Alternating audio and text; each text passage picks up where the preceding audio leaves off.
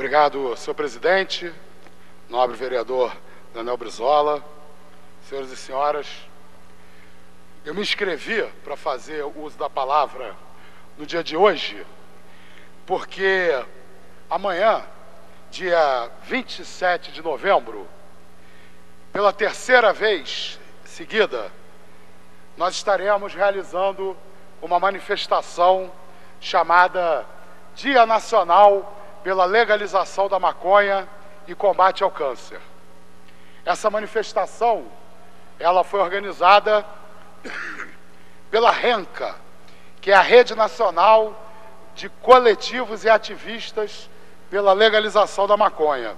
E o objetivo dessa manifestação do dia de amanhã, e não à toa a RENCA escolheu o dia 27 de novembro como o Dia Nacional pela Legalização, porque amanhã é o Dia Nacional de Combate ao Câncer.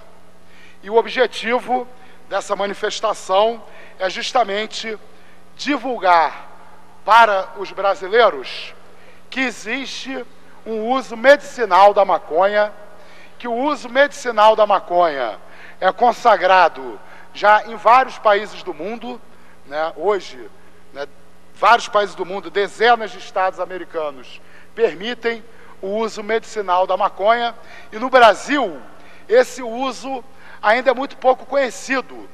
A grande maioria dos brasileiros não conhece as propriedades farmacológicas da maconha. Primeiro, é importante a gente saber que o uso medicinal da maconha não é uma descoberta da ciência moderna. Na verdade, a cannabis, ela já aparece como medicamento num livro chamado Peng Sao Xing. Eu não sei pronunciar chinês, mas é mais ou menos isso. Que é considerada a primeira farmacopeia conhecida do mundo. E ela foi escrita no ano 2723 a.C.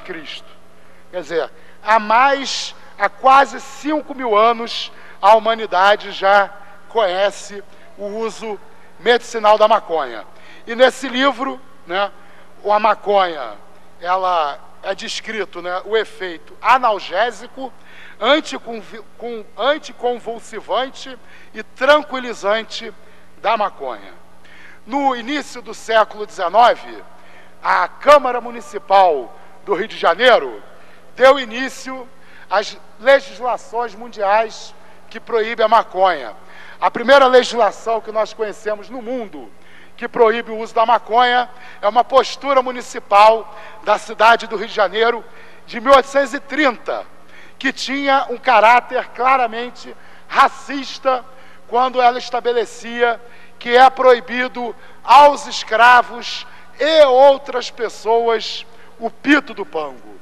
Estava se iniciando o processo de criminalização da maconha como um dos elementos de criminalização da cultura negra. A gente sabe que no início do século XX no Brasil, o samba foi proibido, a capoeira foi proibida, o maracatu, o zungu, o candomblé, a umbanda, uma série de traços e características da cultura negra foi criminalizada, e assim surgiu a criminalização da maconha. Nos Estados Unidos, no fim do século XIX, quem bancou a luta antiproibicionista foram os setores evangélicos radicais, fundamentalistas, conhecidos como puritanos, que tinham movimentos como a Liga pela Temperança, que defendiam não só a proibição da maconha, como também a proibição do álcool, e pasmem, eles lutavam contra o sexo por prazer, mesmo entre pessoas casadas. Para os puritanos, mesmo entre casais casados, o sexo só poderia existir para a procriação. Então foi esse segmento do pensamento religioso fundamentalista que articulou a proibição das drogas nos Estados Unidos no final do século XIX, e conseguiram, no início do século XX, especialmente a partir da década de 30, a aprovação de uma série de leis proibicionistas nos Estados Unidos, né? Bem, hoje, e há muito pouco tempo, a ciência começou a entender como a maconha funciona nos organismos dos seres humanos e de outros animais. Para vocês terem uma ideia, apesar da maconha ter sido proibida no início do século XX, só a partir dos anos 60 é que a ciência conseguiu identificar quais são as substâncias, né, que existem na planta maconha e que provocam seus efeitos. Só nos anos 60, praticamente 60 anos depois de começar a política proibicionista pelo mundo, é que se descobriu, né, a existência dos canabinoides. Os canabinoides, que hoje se conhecem mais de 80 canabinoides, né, talvez sejam mais de 100 canabinoides, são as substâncias, né, que são conhecidas como os princípios ativos da maconha. O canabinoide mais conhecido é o THC. Quando os cientistas, nos anos 60, descobriram os canabinoides, eles descobriram que no nosso cérebro existem, né, terminações de aminoácidos nos neurônios específicos para se encaixarem nas substâncias canabinoides, nas substâncias que existem na planta da maconha. Então isso levou a um questionamento muito grande por parte dos cientistas. Por que que o nosso cérebro tem receptores de aminoácidos para os canabinoides? O que que isso significa? Será possível que a evolução da humanidade e a evolução da planta cannabis foram tão imbricadas, uma foi tão importante para a outra, ao ponto do nosso cérebro desenvolver as terminações especiais para receber os canabinoides? Na verdade, o que os neurocientistas concluíram a partir dos anos 90 é que o nosso cérebro produz maconha. O cérebro dos seres humanos e de todos os animais produzem naturalmente substâncias similares às substâncias que se encontram na planta da maconha. É chamado sistema endocannabinoide. Da mesma forma que o nosso organismo produz uma morfina interna, que é conhecida como endorfina, o nosso organismo também produz os canabinoides, são os endocannabinoides. Então, a descoberta do sistema endocannabinoide revolucionou completamente o entendimento da ciência sobre os efeitos da maconha no nosso organismo. Inclusive, hoje a ciência considera que todos os seres vivos possuem o sistema endocannabinoide. Do ser humano à estrela do mar, todos os seres vivos têm os seus mecanismos de produção dos canabinoides. Então, na verdade, a planta maconha, ela passou, a ter as suas características medicinais, etc., em função, muito provavelmente, do trabalho de agricultores chineses que há 15 mil anos, ao fazer o processo de cultivo da maconha, começaram a selecionar aquelas plantas, que tinham um efeito psicotrópico observável.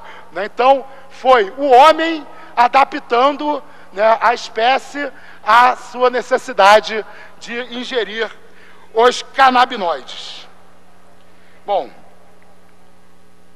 quando o THC, por exemplo, que é o canabinoide mais conhecido, liga-se aos receptores do sistema endocannabinoide do cérebro, há uma redução da dor e da ansiedade, assim como uma sensação de alteração da consciência. Nos países em que o uso da maconha para fins medicinais é legalizada, os médicos a recomendam para aliviar os sintomas de diversos distúrbios e doenças crônicas, como AIDS, câncer, esclerose múltipla, náusea decorrente da quimioterapia, doença de Crohn, glaucoma, epilepsia, enxaqueca, artrite e falta de apetite.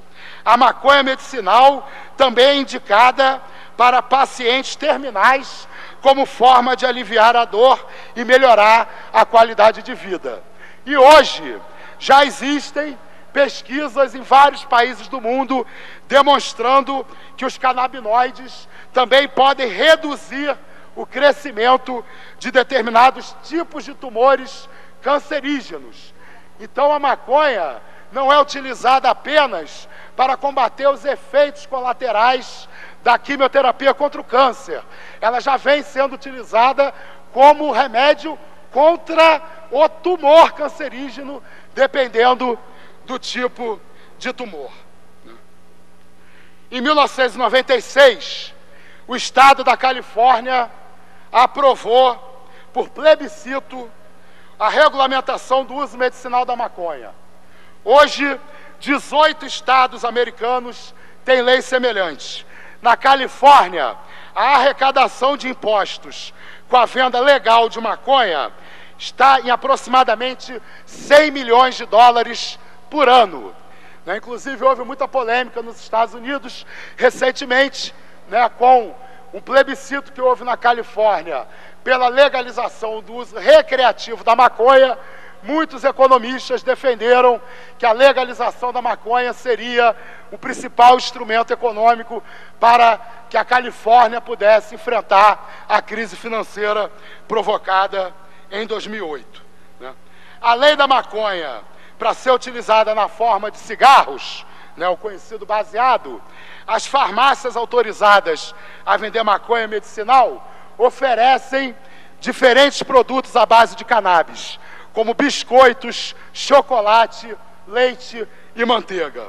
Inclusive, é importante as pessoas saberem que nos locais onde se faz uso medicinal da maconha, como existem mais de 80 substâncias ativas na planta, hoje os plantadores de maconha na Califórnia já conseguem produzir um tipo de maconha para o tipo de doença. Então, por exemplo, se um cidadão precisa fumar maconha para aumentar o seu apetite na hora de enfrentar a quimioterapia, ele muitas vezes não quer que ficar com sono, ficar chapado, ter qualquer tipo de alteração de consciência. Hoje já existe na Califórnia maconha, por exemplo, que apenas abre o apetite e não provoca os outros efeitos. Da mesma maneira, se uma pessoa quer utilizar maconha para enfrentar a depressão, mas ele não quer ter o seu apetite aumentado, existem maconhas que são vendidas na Califórnia, tipos de maconha que vão combater a depressão, mas não vão provocar, por exemplo, o aumento do apetite. Há essa possibilidade de se combinar as espécies da planta para se alcançar, o resultado desejado. No Canadá, que também permite o uso medicinal, o Canadá, que também permite o uso medicinal, está estimulando a produção da maconha em grande escala. E a estimativa de arrecadação para a próxima década é de 2,8 bilhões de reais por ano em impostos oriundos da venda legal da maconha medicinal no Canadá. Infelizmente, os brasileiros ainda são impedidos de desfrutar dos benefícios medicinais da maconha. O paciente que decidir usar maconha para fins medicinais hoje no Brasil pode sofrer as mesmas punições de um usuário recreativo. E o médico, que recomendar o uso medicinal da maconha no Brasil pode ter o seu registro de medicinal cassado, e pode ser acusado de associação para o tráfico. Então amanhã, dia 27 de novembro, a partir das 14h20, no Largo de São Francisco, nós faremos a terceira edição da manifestação chamada de Dia Nacional pela Legalização da Maconha e Combate ao Câncer. Faremos a partir das 14h20 um debate no Largo de São Francisco com a presença do músico Marcelo Iuca, que vai falar das suas experiências como paciente né, do uso medicinal da maconha, e contaremos também com a presença do professor de medicina da UFRJ, o neurocientista Dr. João Menezes. Essa será a nossa contribuição para que o debate sobre o uso medicinal da maconha no Brasil aconteça, que nós possamos enfrentar os tabus que impedem que esse debate se desenvolva na nossa sociedade, para que o nosso povo possa se beneficiar do uso medicinal de uma planta que tem os seus atributos medicinais conhecidos pela humanidade há mais de 5.000 anos. Então, muito obrigado a todos e todas pela atenção.